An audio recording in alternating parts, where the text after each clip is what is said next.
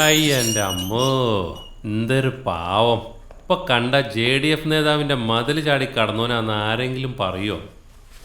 ആ വീട്ടിൽ 2 ഐറ്റം ഉണ്ടല്ലോ, നേതാവിൻ്റെ അനിയൻ്റെ 2 പെമ്മക്കള്. അതിലേതുമായിട്ടാ?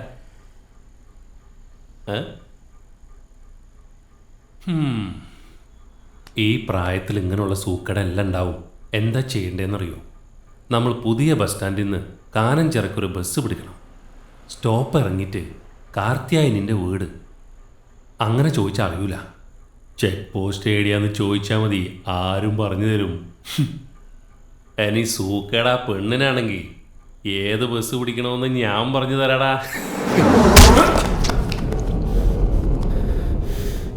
എൻ്റെ ഐഷ്യനെ കുറിച്ചൊരു അക്ഷരം വേണ്ടി പോരുത്.